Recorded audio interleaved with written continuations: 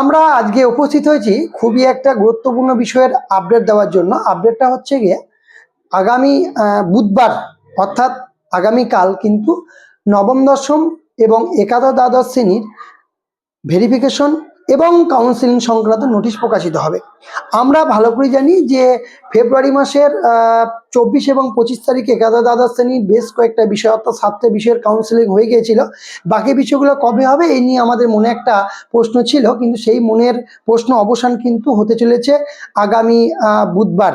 যাই হোক, তো এই যে আগামীকাল অর্থাৎ বুধবারে কিন্তু একাদশ দ্বাদশ শ্রেণীর কাউন্সিলিং এবং নবম দশমের ভেরিফিকেশন সংক্রান্ত নোটিশ কিন্তু প্রকাশিত হবে। তবে যেটুকু সূত্র মারফত খবর পাওয়া যাচ্ছে যে একাদশ দ্বাদশ শ্রেণীর যেই বিষয়ের কাউন্সিলিং হবে নবম দশমের কিন্তু সেই বিষয়ে ভেরিফিকেশন হবে না। কি করে হবে? কারণ একই বিষয়ের যদি দুই জায়গায় কাউন্সিলিং আবার ভেরিফিকেশন হয় তখন তো একটা প্রার্থীরা তো একটা কনফিউজ হয়ে যাবে যে কোনখানে আগে যাব কোনটা পরে যাব, অনেক সমস্যা তৈরি হবে। যেটুকু আমরা খবর পাওয়া যাচ্ছে যে এই যে আগামীকাল অর্থাৎ বুধবারে যে ভেরিফিকেশন এবং কাউন্সিলিং সংক্রান্ত নোটিশটা প্রকাশিত হবে ওইখানেই কিন্তু যে লেখা থাকবে যে সম্ভবত যে কম্পিউটার সায়েন্স, কমার্স, নিউট্রিশন, একাদশ দ্বাদশ শ্রেণীর এই বিষয়গুলোতে আগে কিন্তু কাউন্সিলিংটা হবে, বাকি বিষয়গুলো কিন্তু ধীরে ধীরে হবে। এবং নবম দশমের ক্ষেত্রে আমরা খবর পাওয়া যাচ্ছে যে ইতিহাস এবং ভূগোল দিয়ে শুরু হবে। ইতিহাস এবং ভূগোল দিয়ে কিন্তু ভেরিফিকেশন শুরু হবে, অর্থাৎ একটা ব্যতিক্রমী সিদ্ধান্ত যেটা বাংলা ইংরেজি দিয়ে আমরা ভেবেছিলাম হবে কিন্তু সেটা হচ্ছে না। ভূগোল এবং ইতিহাস দিয়ে শুরু হবে। এবং কি কথাটা কি যে একাদশ দ্বাদশ শ্রেণীর তো কাউন্সিলিং তো চলবে, যেমন চলবে নবম দশমেরও ইতিহাস ভূগোল যদি ভেরিফিকেশন আগে হয়ে যায় তাহলে সাধারণভাবে ইতিহাস ভূগোলের আগে কিন্তু ইন্টারভিউটা চলবে।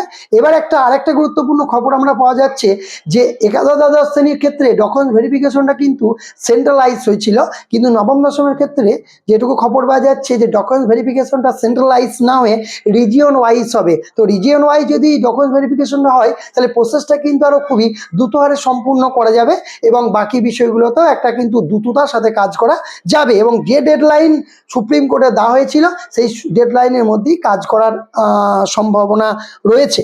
যাই হোক, এবার কি কথাটা কি যে ইংরাজি, বাংলা বা বাকি বিষয়গুলোর কবে নাগাদ হবে সেই সংক্রান্ত এখন কোনো প্রশ্নর বা সেই সম্বন্ধে কোনো এখনো আমাদের কাছে খবর এসে পৌঁছায়নি। পৌঁছালে অবশ্যই আপনাদেরকে সবার আগে দেওয়ার চেষ্টা করব। আপনারা যদি নতুন হয়ে থাকে চ্যানেলটাকে সাবস্ক্রাইব করুন এবং যে কোনো প্রশ্ন থাকলে কমেন্ট বক্সে করুন, আমি কিন্তু উত্তর দেওয়ার চেষ্টা করব। তবে আরেকটা কথা বলে রাখবো কি, আপনারা 3-4টে মতন ডেমো ইতিহাস ভূগোলের তৈরি করুন। তৈরি হয়ে যাওয়ার পর আপনার 9-10-এর বইগুলোকে ভালো করে প্রিপারেশন নেন, সাথে একাদশ দ্বাদশ শ্রেণীর বইগুলোকেও একবার দেখার সুযোগ থাকলে দেখুন। এবং যে ডেমো সংক্রান্ত যে কোনো প্রশ্নগুলো হতে পারে সেগুলো আপনার মনে হচ্ছে সেগুলো ভালো করে প্রস্তুতি নিন, সাথে কনফিডেন্ট থাকুন এবং বেস্ট উইসেস আপনার জন্য রইল। সাথে নবম দশমী কিন্তু নতুনদের অনেক চাকরি হবে, কারণ বলছি কারণ একাদশ দ্বাদশ শ্রেণীর যাদের নাম রয়েছে তারা নবম দশমের নাম রয়েছে, নবম দশমে তারা তো চাকরি করবে না, তাহলে একাদশ দ্বাদশ শ্রেণীতে করবে। যখন একাদশ দ্বাদশ শ্রেণী তারা চলে যাবে তখন তো নবম দশমে ভ্যাকান্সি থাকবে, তাই ফার্স্ট কাউন্সিলিংয়ে যদি নাম আসে সেকেন্ড এবং থার্ড কাউন্সিলিংয়ে নাম অবশ্যই কিন্তু আসবে বলে আমার মনে হয়। তবে যে কোনো প্রশ্ন থাকলে কমেন্ট বক্সে করুন, আমি উত্তর দেওয়ার